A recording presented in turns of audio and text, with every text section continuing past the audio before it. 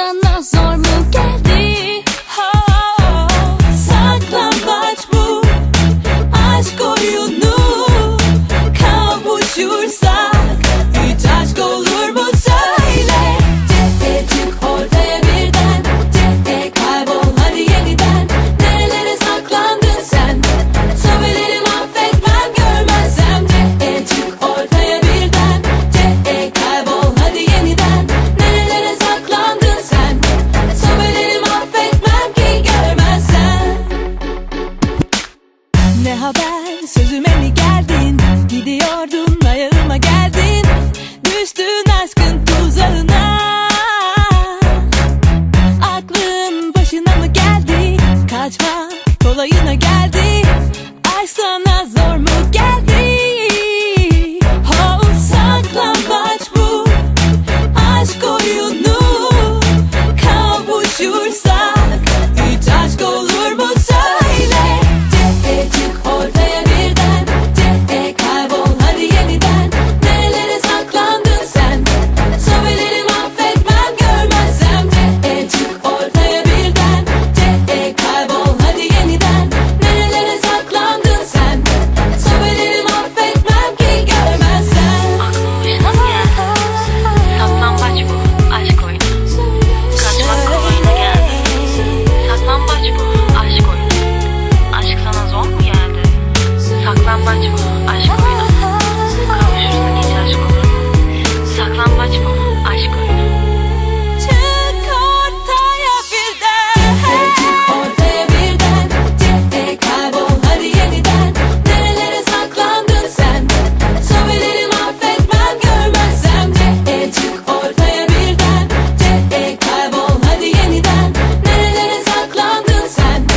Söylerim affetmem ki görmezsem. Çık ortaya birden, kaybol hadi yeniden. Nerelere saklandın sen? Söylerim affetmem görmezsem.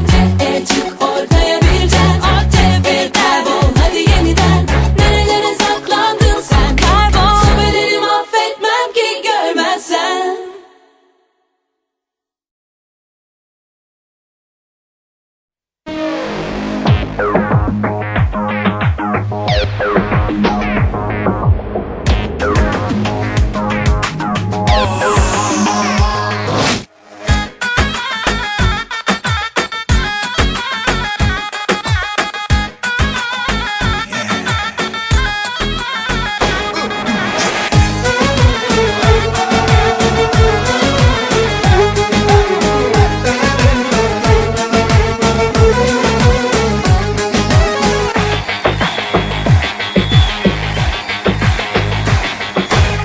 Arkadaşlarla bardaydık, içtik, güldük, eğlendik.